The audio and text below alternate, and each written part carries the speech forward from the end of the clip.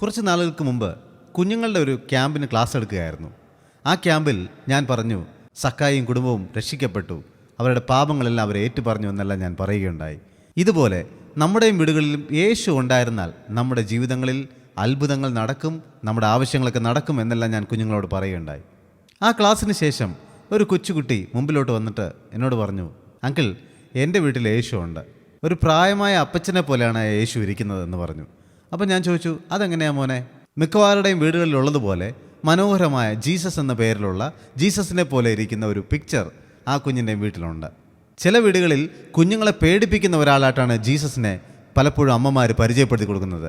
അതായത് തെറ്റു ചെയ്താൽ യേശോപ്പച്ചൻ പിടിച്ച് തീയിലിടും എന്ന് പറയുന്ന, ആഹാരം കഴിച്ചില്ലെങ്കിൽ യേശോപ്പച്ചൻ വന്ന് അടി തരും എന്നൊക്കെ പഠിപ്പിക്കുന്ന കുറേ അമ്മമാർ. ഞാൻ ആ മകനോട് പറഞ്ഞു, മോനെ, യേശുവിൻ്റെ ചിത്രം ആരും ഡയറക്റ്റായിട്ട് വരച്ചതല്ല. ഒരാൾ അയാളുടെ മനസ്സിൽ യേശു ഇങ്ങനെയായിരിക്കും എന്നെല്ലാം സങ്കല്പിച്ചുകൊണ്ട് ഒരു ഊഹത്തോടു കൂടി വരച്ച ഒരു പിക്ചറാണ് അത്. നമ്മൾ ഏതൊരു കാര്യം പറയുമ്പോഴും അതിന് വചനത്തിൽ ഒരു അടിസ്ഥാനം ഉണ്ടായിരിക്കണം. അപ്പോൾ ഞാൻ അവനോടൊരു കാര്യം കൂടെ പറഞ്ഞു, മോനെ, അങ്ങനെയുള്ള പിക്ചർ നമ്മൾ വയ്ക്കുന്നതും അതിനെ ആരാധിക്കുന്നതും ഒക്കെ തെറ്റാണ്. അപ്പോൾ അവൻ പറഞ്ഞു, അങ്കിൾ, ഞാൻ എല്ലാ ദിവസവും സ്കൂളിലേക്ക് പോകുന്നതിന് മുമ്പായിട്ട് ആ ഫോട്ടോയെ നോക്കി പ്രാർത്ഥിച്ചിട്ടാണ് ഞാൻ പോകുന്നത്.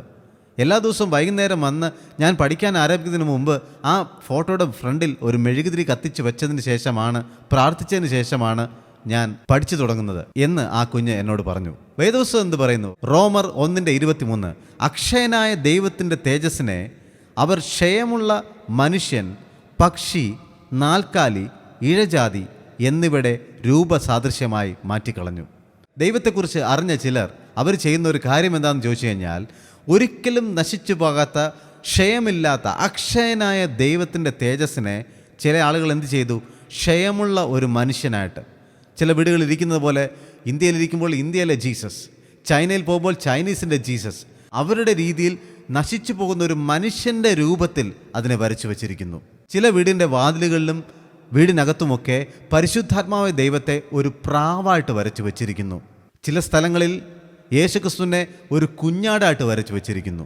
ദൈവത്തിൻ്റെ സ്വന്തം ജനമായ ഇസ്രായേൽ മക്കൾ ദൈവത്തിൻ്റെ വഴിയിൽ നടക്കുവാനായി ദൈവം കർശനമായി ചില നിർദ്ദേശങ്ങൾ, കൽപ്പനകൾ അവർക്ക് കൊടുത്തതിൽ ഒരു കൽപ്പനയായിരുന്നു, വിഗ്രഹങ്ങളെ ഉണ്ടാക്കരുത്, വിഗ്രഹങ്ങളെ സേവിക്കരുത്, വിഗ്രഹങ്ങൾ അരുത്. മീതെ സ്വർഗത്തിലോ താഴെ ഭൂമിയിലോ ഭൂമിയുടെ അടിയിലുള്ള വെള്ളത്തിലോ ഉള്ള ഒന്നിൻ്റെയും പ്രതിമ അരുത് എന്ന് ദൈവത്തിൻ്റെ വചനം വ്യക്തമായിട്ട് പറയുന്നു. വിഗ്രഹങ്ങൾ, ഫോട്ടോകളും ഒന്നും കാണുന്നില്ല, അവ കേൾക്കുന്നില്ല, അവയ്ക്ക് സ്വന്തമായിട്ട് സംസാരിക്കുവാനും കഴിയുകയില്ല. എന്നാൽ ദൈവം ആത്മാവാകുന്നു. ദൈവത്തെ ആത്മാവിൽ കണ്ടുകൊണ്ട് നമുക്ക് സേവിക്കാം. God bless you.